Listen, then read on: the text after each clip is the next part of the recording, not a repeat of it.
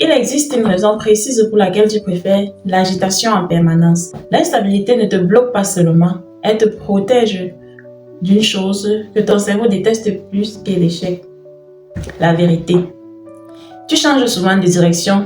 Tu peux toujours dire que ce n'était pas la bonne stratégie. Tu gardes ton potentiel intact. Mais la stabilité enlève cet échappatoire. La stabilité te fait plutôt dire tu restes, tu vas jusqu'au bout. Tu restes, tu vas jusqu'au bout. Tu seras évalué sur un résultat réel. Et là, il n'y a plus d'excuses. C'est pour ça que ton cerveau préfère l'agitation, car elle te donne l'impression du mouvement sans jamais exiger de verdict. Voici le cycle d'instabilité dans lequel tu es enfermé. La première phase, c'est l'excitation. Elle commence très souvent lorsqu'une nouvelle idée apparaît. Tu te projettes déjà dans le résultat. C'est ce que j'appelle l'euphorie du moment, où tu es enthousiaste à l'idée d'entamer un nouveau projet. La seconde phase est celle de l'intensité excessive. Elle te pousse le plus souvent à forcer tes actions. Tu veux compenser le passé et rattraper ton retard. Tu travailles de façon intense, jusqu'à 15 heures parfois sans pause, mais ça ne dure pas plus de 3 jours. C'est ce que j'appelle la course de l'enfant. C'est l'exemple même d'une personne qui ignore comment ménager sa monture pour aller là où elle veut. Bien évidemment, après tout cela vient la fatigue, qui est la troisième phase. Ton énergie chute inévitablement. Ton cerveau cherche une récompense rapide pour compenser les gros efforts que tu viens de fournir. Et vu que tu te rends compte que tu n'as pas pu tenir le rythme que tu t'es fixé, tu tombes dans la quatrième phase, le doute. Ce qui était excitant pour toi au départ devient lourd et ennuyeux. Tu finis par interpréter cet ennui comme un signal d'échec. Ton échec cuisant, juste quelques jours après avoir commencé, va te conduire vers l'abandon.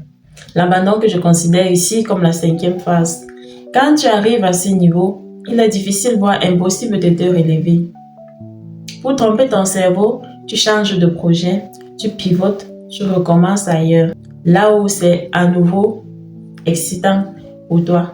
Et le cycle recommence. À ce niveau, il est possible que tu développes de la culpabilité, tu te juges, tu te promets que la prochaine fois tu tiendras le coup plus longtemps.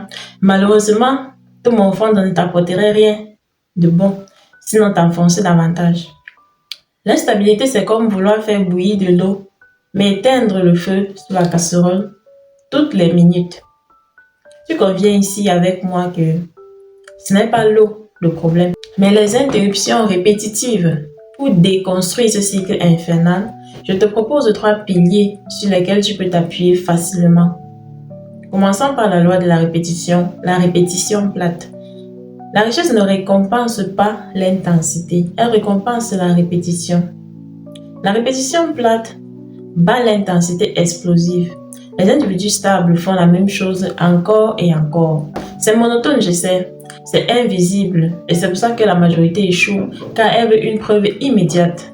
Changer constamment de direction, c'est creuser 10 puits profonds de 3 mètres au lieu d'un seul de 30 mètres. La profondeur vient à force de la répétition. Le second pilier est la règle des décisions lentes.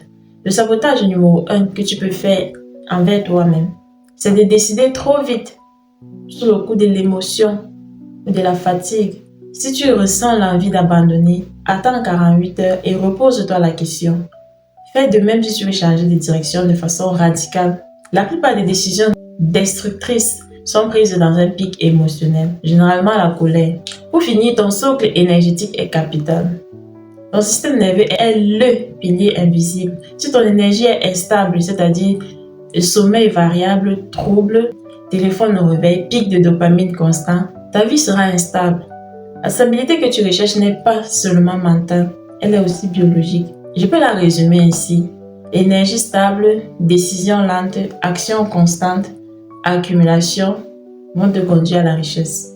Tu peux constater ici que la richesse n'est pas un événement, c'est une conséquence directe. La stabilité sur le long terme est une forme de domination silencieuse. Les personnes instables recherchent l'intensité du moment et veulent se sentir vivantes en permanence. Les personnes stables, quant à elles, recherchent la permanence et veulent devenir solides. Le monde ne récompense pas ton potentiel, il récompense ce sur quoi il peut compter. Le talent t'ouvre les portes, la stabilité les garde ouvertes pour toi. La richesse n'est pas spectaculaire, elle est répétitive, plate et monotone. Tu ne deviens pas riche en gagnant plus, tu deviens riche en restant. Quand tu restes, tu construis.